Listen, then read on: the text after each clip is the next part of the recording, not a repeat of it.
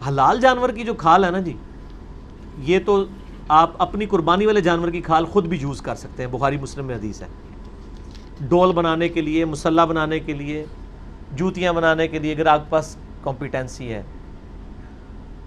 اور آپ کو پتہ ہے کہ بڑی عید کی برکت سے، عید قربان کی برکت سے دنیا کی یعنی یہ چمڑے کی مصنوعات مسلمانوں کی وجہ سے چل رہی ہیں۔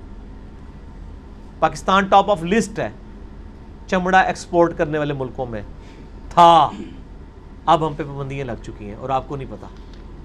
اس کے لیے میں نے آپ کو روک لیا سوال سے، تاکہ میں چونکہ اس وقت ڈرائیونگ سیٹ پہ ہوں نا امت کی، میرا کام ہے کہ امت کو بتائیں کہ امت کے ساتھ کیا ہو رہا ہے۔ میرے بھائی آج سے 10 سال پہلے جو چمڑا، گائے کا چمڑا 7,000 روپیہ پاکستان کا بکتا تھا، آج کم از کم اسے 15-20 ہزار کا ہونا چاہیے تھا، لیکن آپ کو پتا ہے وہ کتنے کا بک رہا ہے؟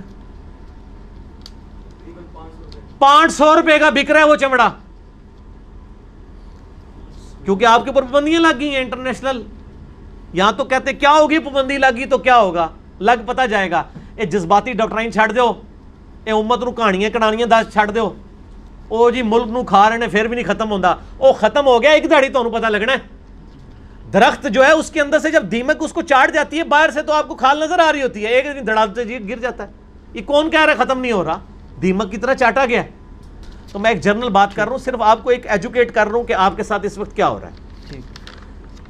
بکرے کا چمڑا اس وقت مجھے یاد ہے 400-500 روپے کا آج سے 10 سال پہلے تھا، اب وہ 50 روپے کا بھی نہیں بکتا،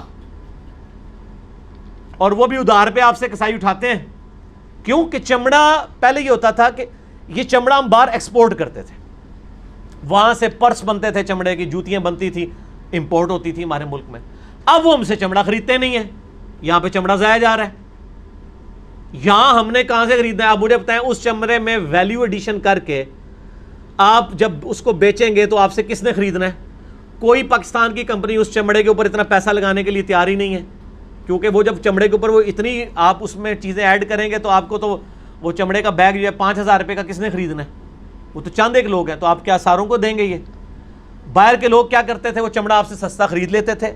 ہمارا تو 7,000 روپیہ ہوتا تھا، ان کے لیے تو کچھ بھی نہیں ہے، ان کے تو $70 ہی بننے تھے نا، تو وہ آگے ہزاروں ڈالر کماتے تھے۔ اب وہ آپ سے لے نہیں رہے ہیں، آپ یہاں کچھ کر نہیں سک رہے۔ تو یہ جناب ہمارے ملک کے اوپر جو کچھ اس طرح کی صورتحال ہے، ابھی نئی گورنمنٹ جو بھی آنے والی ہے، میں ریکویسٹ کروں گا، میں دیکھیں پہلے بھی دھرنوں کے خلاف تھا، آج بھی میں دھرنوں کے خلاف ہوں۔ آج اگر پی ٹی آئی کی حکومت آئی ہے تو میں نون لیگ سے، پیپلز پارٹی والوں سے ہاتھ جوڑ کے ریکویسٹ کروں گا، خدا کے لیے 5 سال حکومت چلنے دیں، آپ پروٹیسٹ اپنا اسمبلی میں رکھیں، کوئی دھرنے نہ دیں حکومت کو۔ یہ continuity, democracy is the best revenge. میرا یوٹیوب پہ کلپ بھی آ چکا ہے الحمدللہ اسلامک ڈیموکریسی پہ، پاکستان کا نیکسٹ پرائم منسٹر کون، میں نے 5 پوائنٹس الحمدللہ انٹلیکچوئل لیول کے اوپر ایڈریس کیے ہیں۔ یہ حکومت چلنے دیں، اگر یہ اچھے کام کریں گے ایکسیپٹ ہو جائیں گے، ادروائز یہ سسٹم خود بخود ان کو ایلیمنیٹ کرے گا۔ لیکن اگر آپ وہی کام کریں گے جو پی ٹی آئی والے کرتے رہے تو سر اب آپ کے اوپر امتحان آیا ہے۔ اس وقت جب آپ لوگ کہتے تھے ہمارے پروجیکٹس اس لیے ڈیلے ہو رہے ہیں کہ یہ دھرنے دے رہے ہیں، ملک کو نقصان ہو رہا ہے، اسٹاک سے اتنی نیچے آئی ہے، سر اس وقت میں نے ووٹ پی ٹی آئی کو ڈالی تھی 2013 میں، سب سے زیادہ میں دھرنوں کا مخالف تھا کہ یہ کام غلط ہو رہا ہے۔ اور عمران خان صاحب کو اس وقت ہماری بات یہ سمجھ نہیں آتی تھی، لیکن آج عمران خان صاحب کو یہ بات سمجھ آ گئی ہے۔ اب اگر آپ ان سے پوچھیں کہ یہ دھرنے ہونے چاہیے، یہ ہڑتالیں ہونی چاہیے، تو کہیں گے نہیں نہیں اکانومی بیٹھ جائے گی۔ تو چلیں دیر آئے درست آئے، ہم آج بھی اسی ڈاکٹرائن پہ ہیں۔ جس طرح ہم پچھلی گورنمنٹ کے خلاف دھرنوں کے معاملے میں ہم مخالف تھے کہ دھرنے نہ دیں، اس گورنمنٹ کے خلاف بھی جب دھرنے اگر کسی نے دیے خدا نہ خواستہ، ویسے تو مجھے امید ہے کہ یہ میچور پارٹی ہیں نون لیگ اور پیپلز پارٹی، اس حوالے سے باقی جو ان کا کرپشن والا معاملہ ہے میں اس کو نہیں ڈسکس کر رہا، یہ اس چیز کا اعلی کار نہیں بنیں گے انشاءاللہ، مجھے امید ہے۔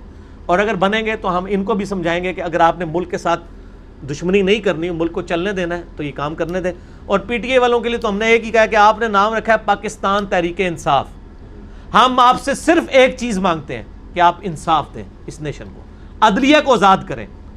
کوئی مذہبی لیڈر، کوئی سیاسی لیڈر، کوئی فوجی لیڈر، کوئی ایجنسی کا لیڈر عدلیہ سے اوپر نہیں ہونا چاہیے۔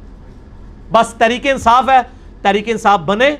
18 لاکھ کیسز ہماری عدالتوں میں جو پڑے ہوئے ہیں، شام کی شفٹیں بھی لگوائیں، 24 گھنٹے کی ججوں کی شفٹیں لگوائیں اور جج بھرتی کریں۔ یہ کیسز ختم کریں.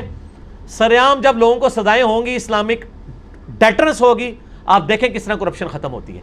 چائنا نے کرپشن اسی طریقے سے ختم کی ہے.